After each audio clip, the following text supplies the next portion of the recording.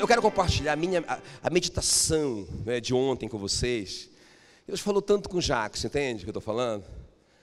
Então, falou comigo, me desafiou, me deu algumas promessas tremendas, mas também, não é? Me exortou com amor. Eu quero compartilhar com vocês. Mateus capítulo 4, quero ler só o versículo 17. Diz assim: daí por diante, passou Jesus a pregar e a dizer: arrependei-vos, porque está próximo o reino dos céus. Então assim, irmãos, eu quero compartilhar com vocês hoje à noite. Diga comigo, a unção do obreiro aprovado. Não é? A unção do obreiro aprovado. Porque, deixa eu perguntar aqui, quantos obreiros tem aqui? Deixa eu ver. Irmão, obreiro é quem está fazendo a obra de Deus. Amém? Então tem um monte de obreiro aqui, não é? Então, agora a questão é que para a gente ser aprovado, a gente tem que passar pela prova, não é? Então, o Espírito Santo falou comigo isso aqui, ó. Que interessante, esse versículo que a gente leu, olha, escuta bem. Daí por diante, diga daí por diante. Alguma coisa aconteceu na vida de Jesus. Porque esse daí por diante, concorda comigo que é um divisor de águas? Não é? Então até aqui, Jesus vinha numa caminhada, 30 anos e tal, 30 anos, chegou aqui, pá. Daí por diante, 4 coisas vão acontecer na vida dele. E foram promessas que o Senhor compartilhou comigo, amém, queridos? E eu quero compartilhar com vocês. Agora, vamos ver primeiro, antes de eu te falar dessas 4 promessas que aconteceram, quatro coisas que aconteceram na vida de Jesus. O que aconteceu antes, então, aqui, ó? Que episódio está antes desse daí por diante? Não é? Se você voltar um pouquinho aí na sua Bíblia, não é? Você vai descobrir que esse é o texto da tentação de Cristo, não é? Então no capítulo 4 vai tratar da tentação, que Jesus estava de jejum em 40 dias, não é? E Satanás então aproximou dele e tenta ele em 3 áreas, escuta bem. Tenta ele primeiro com pão, a concupiscência da carne, não é? Ele vê que Jesus está com fome, ele se aproveita das nossas fomes, que são legítimas, não é? E que Deus colocou em nós essas fomes, amém, queridos? Os apetites, né? Os apetites por comida, o apetite por sexo, o apetite por, enfim, tanta coisa que a gente tem. E é bom. Agora, o Satanás vem e tenta Jesus, porque Jesus, irmãos, teve todos os apetites que nós temos, né? Então ele diz, olha, se você é o Filho de Deus, transforma essa pedra em pão. Aí Jesus responde, olha a resposta de Jesus, eu gosto dessa resposta. Ele diz assim mesmo, a primeira resposta: não só de pão viverá o homem, mas de toda a palavra que procede da boca de Deus. Então a primeira resposta de Jesus é: eu amo mais a palavra do que prazer, não é? Do que satisfazer essa concupiscência da minha carne. Satanás insiste e, escuta bem, presta bem atenção, e ele vai tentar Jesus nessa outra fome que a gente tem, essa fome de possuir, essa fome de ter. Tem alguma coisa errada em a gente querer ter, não é? Querer ter um carro bom, querer ter uma casa boa. Tem uma coisa de errado nisso, gente? Não, não é? Então Satanás vem e aí tenta Jesus assim: ó, eu vou te dar tudo. Não vou te dar só um carro, uma casa, não vou te dar só o suficiente, eu vou te dar todos os reinos da terra, todos, pensa bem. Você vai ser o rei do mundo, meu irmão. Gente, deixa eu te falar uma coisa aqui, né? Porque quando a gente lê esse texto, a gente pensa assim: mas Jesus não deu nem conversa para ele. Irmão, a Bíblia não diz isso. A Bíblia diz que Jesus foi tentado em todas as coisas. Amém, queridos? O que é ser tentado? É querer. Eu quero. Agora, vencer a tentação é dizer não, não.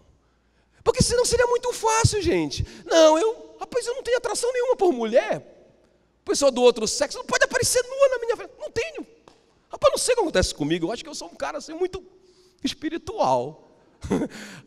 Aí é fácil, você não está vencendo nada. Jesus foi, diga comigo, tentado.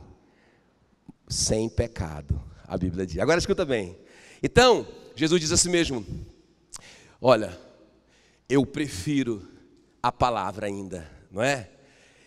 A palavra diz que é para eu adorar, me prostrar só diante de Deus. Beleza, e Satanás então usa, não é? Ou tenta usar a terceira fome de Jesus. Então não só a fome de saciar a carne, não só a fome de saciar os desejos dos olhos, de possuir, mas também a fome de ser. Todos nós temos, não é? Porque Satanás disse: pula daí do pináculo do templo, que os anjos virão ao teu socorro e todo mundo vai ver e você vai ficar famoso, aleluia, não é? Você vai ser muito, muito assistido na televisão, etc e tal. Jesus foi tentado, mas ele, de novo, usou a palavra e diz, né? Não tentarás o Senhor teu Deus. Está escrito, meu irmão, não vou fazer isso. Agora beleza, então isso aqui, gente, que é o divisor. Então Jesus passou por esse processo. Diga comigo, ele venceu a concupiscência da carne, a concupiscência dos olhos e a soberba da vida. O que é que o Espírito Santo estava falando comigo? Que se eu quiser ser usado como Jesus, se eu quiser ter a unção de Jesus, eu também vou ser colocado nessa mesma posição, porque o Adão foi colocado nessa mesma posição, não é? E ele foi tentado com relação à concupiscência da carne. Ele viu que o fruto era bom, era gostoso, ele queria, não é? Ele foi tentado com relação à concupiscência dos olhos, que delícia! E também ele foi tentado com relação à concupiscência de querer ser, não é? Se vocês comerem, vocês serão como Deus. Rapaz, entendeu? E Jesus então, o segundo Adão, é colocado na mesma posição. E nós, gente, somos colocados nessa posição o dia inteiro, o tempo todo. Quem está me dizendo? Quem está me entendendo? Agora presta bem atenção. Quando Jesus passa por essa tentação e vence isso, o que é que vai acontecer na vida dele? Eu quero compartilhar isso com você. Então vamos ver. A primeira coisa, no capítulo 4, gente, eu nunca tinha percebido isso, que logo depois da tentação que esse obreiro Jesus foi aprovado, amém? Ele recebe essa unção poderosa nessas 4 áreas da vida dele. É isso que nós precisamos ter. Eu falei, Senhor, eu preciso tanto disso, eu quero isso. E o Hélito também quer, e o Eduardo também quer, a Meila também quer. Vocês vão descobrir que vocês querem muito isso também. Quer ver? Vamos ver comigo. Então o que acontece? Primeira coisa, imediatamente quando Jesus venceu e os anjos vieram e o serviram. Toda vez que a gente vence essas tentações, a gente tem essa sensação, escuta, de satisfação. Já viu isso? Não vou nem perguntar quem já sentiu isso. Você estava sendo tentado numa situação ali, aí você queria dar uma olhadinha, mais uma olhadinha, mas você venceu. Aí quando você sai de lá, você sai com uma sensação gostosa de saciedade.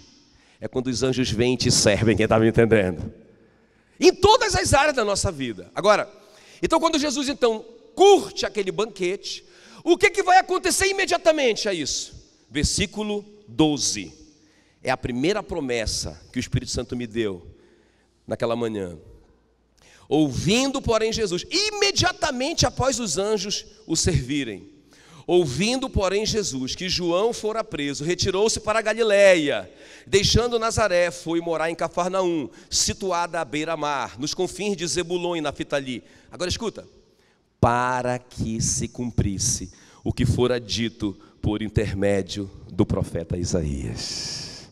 Sabe, irmãos, deixa eu te falar uma coisa. Esses dias eu ouvi uma coisa interessante, não é? Que foi dado um diagnóstico para alguém, para uma pessoa, e num psiquiatra, né? E a grande crise daquela pessoa é a seguinte: o psiquiatra perguntou para ela: qual que é o seu sonho? O que você busca? Por que você está aqui? Qual que é o propósito da sua vida? Para todas essas perguntas a pessoa respondeu: não sei, não tenho sonho. E ela está sentindo essa depressão profunda. Então, irmão, veja bem o que eu vou te falar. o primeiro grande segredo da nossa vida é a gente saber por que a gente está aqui, quem está me entendendo? E sabe o que o Espírito Santo me mostrou? Que isso é fruto dessa unção, que é derramada a partir do momento que a gente vence essas tentações, quem está me entendendo? Rapaz, eu não vou me entregar para isso não. Eu não vou me entregar ao amor ao dinheiro. Eu não vou me entregar nessa paixão da minha carne, nesse desejo da minha carne, conquanto eu queira muito. Eu não vou ficar buscando fama e conhecimento, porque Jesus impedia que as pessoas falassem dele, não conta para ninguém. E ele ficou mais famoso do que qualquer uma pessoa na face da terra, não é? Porque a Bíblia diz que aquilo que é luz, não pode ser escondido debaixo da cama. Deus vai fazer brilhar, amém, queridos?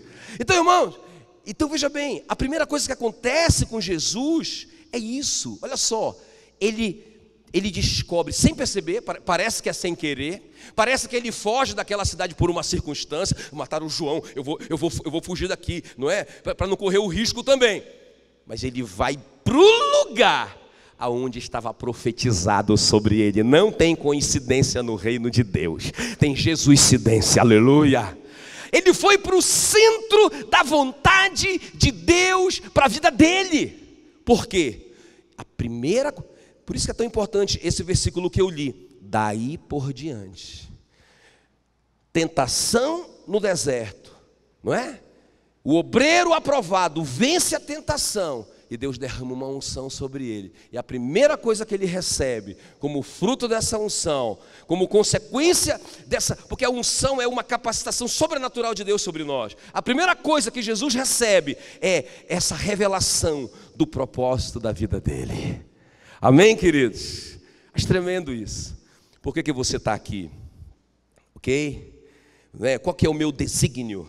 Qual que é o meu propósito?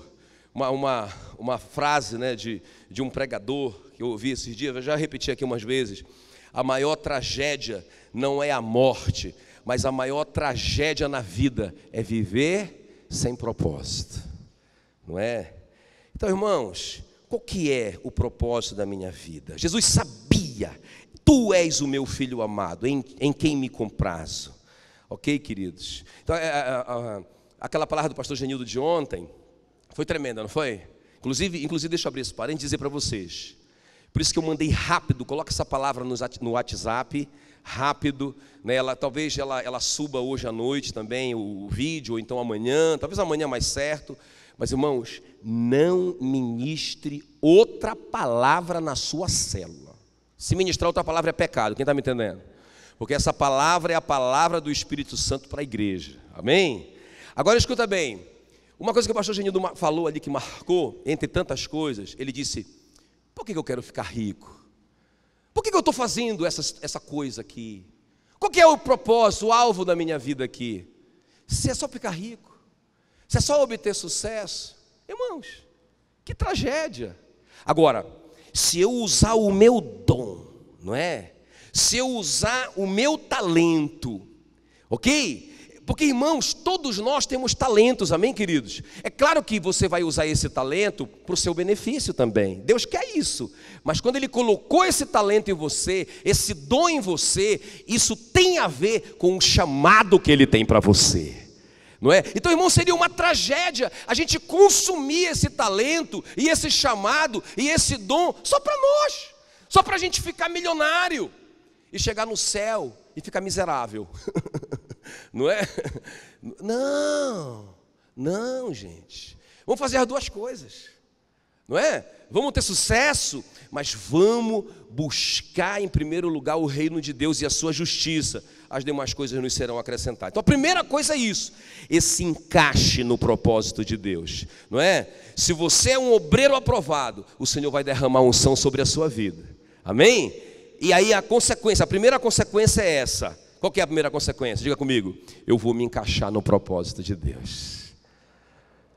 Amém? Ah, pastor, não sei o que eu estou fazendo aqui, estou perdido, minha vida é tão sem graça, não sei, não tem isso, né? A pessoa vive desanimada, e não sei o quê, e desanimada. Irmão, quem já descobriu o propósito de Deus para a sua vida não consegue ficar desanimado. Amém, queridos? Então, segundo lugar, A segunda coisa que acontece na vida de Jesus, logo depois da tentação, é o versículo 17, é esse versículo que a gente leu. Daí por diante, passou Jesus a pregar e a dizer: arrependei-vos, porque está próximo o reino. E, irmão, sabe uma coisa interessante? Escuta bem, Jesus não pregou antes. Ele está com 30 anos. Quantos anos o Willy tem? Quantos anos? 28, já pregou antes do que Jesus. Não é? Agora, não é? Veja bem, Jesus, 30 anos, vai ser a primeira vez que ele vai pregar. Interessante, a primeira menção de Jesus pregando é logo após a tentação. Não é? Quer dizer, ele vence a tentação, ele vence a concupiscência da carne, ele vence a concupiscência dos olhos, ele vence a soberba da vida e ele está autorizado a pregar. Amém, queridos? E essa pregação vai ser uma pregação que vai atrair. Interessante, em Marcos 1:22 diz: maravilhavam-se da sua doutrina, porque os ensinava como quem tem autoridade e não como os escribas. Quer dizer, o ensino dele atraía. As pessoas queriam ouvir o que Jesus tinha a dizer, aquele homem tinha para dizer. Por quê? Porque ele estava autorizado a pregar. E quando que isso aconteceu? Quando que Jesus recebeu a unção para pregar? Imediatamente após esse obreiro ser aprovado. Não é? O obreiro ser aprovado. Eu lembro um versículo que a minha sogra compartilhou comigo. Não sei se ela lembra disso.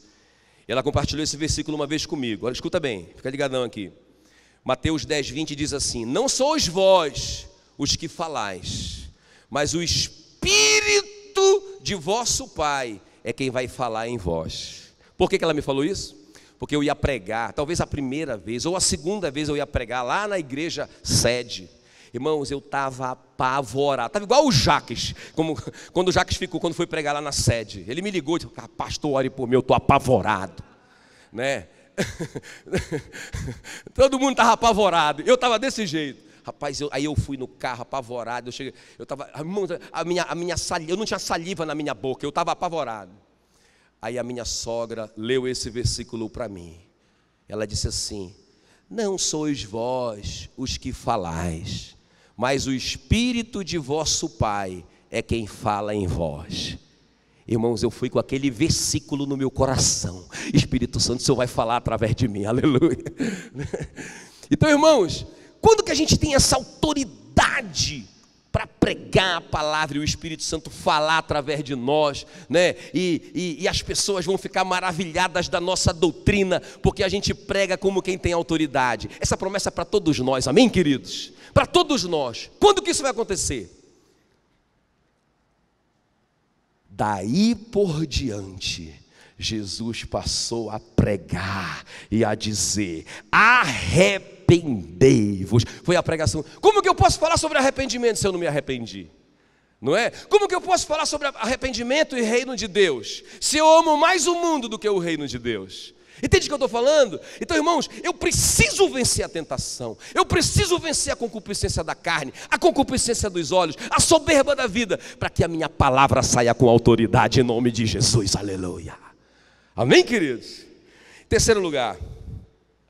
Mas antes de eu passar para o terceiro, deixa eu só ler esse versículo que eu achei tremendo. Mateus 5,19 diz assim: aquele, pois, que violar um destes mandamentos, posto que dos menores, e assim ensinar os outros. Escuta, eu estou ignorando a palavra nesse princípio, eu estou ensinando errado. Olha o que a Bíblia diz: ele será considerado o mínimo no reino dos céus. Pequenininho, pobrezinho no céu. Mas aquele que os observar, obedecer e ensinar, esse será considerado grande no reino dos céus, aleluia. Amém, queridos? Então, irmãos, por isso que a gente precisa vencer aqui, para ser autorizado a pregar aqui. Amém? Muito bem. E terceiro lugar, eu achei tremendo isso também, escuta bem. O que mais que aconteceu logo após a tentação, que Jesus venceu? O que mais esse obreiro aprovado experimentou quando essa unção foi derramada? Olha só. ele experimentou, gente, uma equipe fantástica. Meu Deus, olha só o versículo 18 que diz, olha só, dá uma lida comigo. Caminhando junto ao mar da Galileia, viu 2 irmãos, Simão, chamado Pedro, e André, que lançavam as redes ao mar, porque eram pescadores. E disse-lhes: vinde após mim, e eu vos farei pescadores de homens. Irmão, isso aqui é muito tremendo. Eu falei: Senhor, eu quero isso.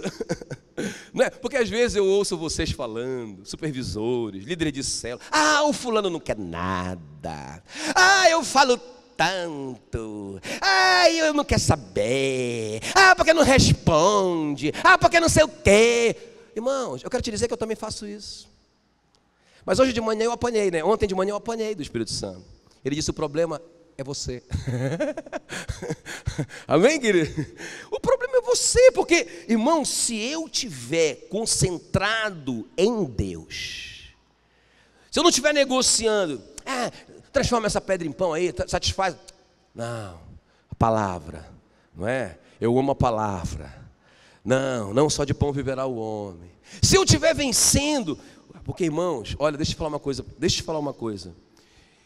No meu chamado, eu tenho um versículo do meu chamado, até hoje. Deus me prometeu uma coisa: nada tendo, mas possuindo tudo. Não é? Então, irmãos, agora pensa que não é uma tentação para mim, não é? Quando eu vou vendo as pessoas adquirindo isso, adquirindo aquilo, não sei o quê. Eu sou tentado também. Jesus foi tentado. Mas aí eu volto para a palavra: nada tendo, mas possuindo tudo. Deus falou comigo, amém? Quem está me entendendo? Palavra para mim: não se preocupe em ter. Você vai ter tudo o que você precisa. Você vai possuir tudo o que você precisa. Não se preocupe em acumular riquezas. Mas isso não quer dizer, irmãos, eu estou sarado disso. Não. Eu tenho que vigiar, quem está me entendendo? E vocês também. Talvez a sua área, né, tenha uma área de fraqueza na sua vida em outra área ali, não é? Mas, irmãos, a promessa é que se nós nos mantivermos em vitória nessa área, olha só o que vai acontecer. A gente vai desafiar as pessoas e elas vão dizer: beleza, eu estou contigo. Amém, querido? Eu falei, eu quero isso. Porque, irmãos, Jesus, veja bem, Jesus não falou assim para os pescadores ali, para o Pedro, Tiago, João e o André, né? Foram 4 nesse texto. Pessoal, é o seguinte, quanto que esse cara está pagando para vocês aí? Rapaz, é o seguinte, na igreja ganha mais, né? O salário, a oferta, o dízimo, rapaz. Gente, Jesus não falou nada disso. Ele falou assim: olha, venham, me sigam, e vocês serão pescadores de homens. E os caras disseram: beleza, e largaram tudo e deixaram o emprego e foram embora. Eu disse: Senhor, como é que é isso? Mas sabe o que é, gente? Isso, na verdade, aí o Espírito Santo me explicou. É porque ele já tinha preparado aquela equipe para Jesus. Quem está me entendendo aqui? Ele já tinha preparado aquelas pessoas que seguiriam Jesus. E eu quero te dizer que Jesus está preparando pessoas que vão nos seguir. A gente não precisa convencê-las. A gente não precisa dizer para elas que a gente é bom. A gente não precisa oferecer algo mais interessante. Não, gente. Deus já escolheu essas pessoas para cada um de nós. Aleluia. Sabe por que eu te digo isso? Porque Deus falou assim para o Moisés: vamos lá, vai lá, enfrenta o faraó. Ele disse: isso aqui, deu um monte de desculpa. A última era que ele não sabia falar direito. Beleza. Eu vou falar com Arão. Eu vou enviar o Arão até você. Ele vai falar por você. Quem está me entendendo? Ou seja, Deus completou algo no Moisés que ele não tinha. E Deus vai completar coisas em nós que nós não temos. Eu não tenho todos os talentos. Vocês não têm todos os talentos. Tem um monte de coisa que me falta. Por isso que Deus me deu vocês. E Deus deu para vocês, cada um dos liderados de vocês, aleluia. Gente, se nós formos obreiros aprovados, se nós estivermos em vitória com relação a essas concupiscências da carne, dos olhos, a soberba da vida, gente, essas coisas vão começar a acontecer na nossa vida. Entende o que eu estou te falando? A gente vai descobrir o propósito de Deus para a nossa vida. A gente vai pregar com autoridade. E a gente vai desafiar e as pessoas vão dizer sim para nós. Aquelas que Deus tem para nós. Quer ver? Deixa eu te mostrar aqui uma coisa que eu achei tremenda hoje. Achei muito tremendo isso. Olha o que acontece com o Davi, porque o Davi foi um obreiro aprovado. Conquanto não foi um obreiro perfeito, mas ele foi um obreiro aprovado, não é? E aí quando ele estava, né, naquela crise, fugindo do Saul, olha esses episódios que acontecem na vida do Davi. 1 Crônicas 12, a partir do versículo 1 diz assim: olha esses homens que se aproximaram dele, tinham por arma o arco, usavam tanto da mão direita como da esquerda para arremessar fundas, não é? Olha só, e atirar flechas com arco. Os caras atiravam de um jeito, atiravam do outro, os caras versáteis. Quem foi que mandou esses caras para o Davi? Deus. E Deus está falando para mim: eu vou enviar esses homens para você. Amém, queridos? Deus nos deu o Tocantins, gente. Ele não deu uma igreja para nós. Ele não deu uma igreja pequenininha, Ele deu uma igreja grande. E Ele deu um estado grande. Ele deu o Tocantins para nós. Nós vamos precisar de muitos obreiros e de muitos guerreiros, aleluia.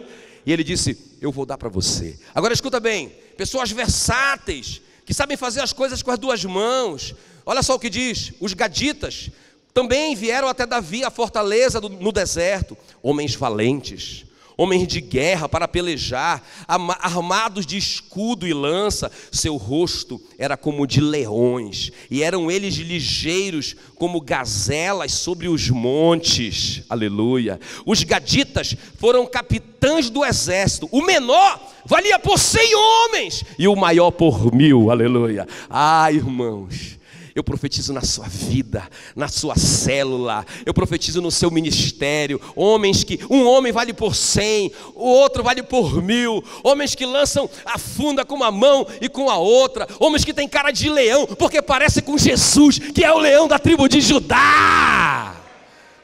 Aplauda o Senhor. Irmãos, por fim, olha o que diz o versículo 22 desse capítulo 12 de 1 Crônicas. Porque naquele tempo, dia após dia, vinham a Davi para o ajudar. Eu quero que você troque o nome do Davi pelo seu agora, bem forte, bem rápido, vamos comigo. Porque naquele tempo, dia após dia, vinham até Jackson para o ajudar, até que se fez um grande e poderoso exército, como o exército de Deus. Quem foi que deu essas pessoas? Foi Deus, para um obreiro aprovado. Então, gente, eu quero te dizer que essa unção da aprovação libera essas coisas sobre a nossa vida. E última coisa que aconteceu na vida de Jesus, não é? A gente podia fazer uma lista infinita, mas a gente tem que acabar aqui. O poder para libertar e curar. A gente precisa tanto disso, gente, no ministério.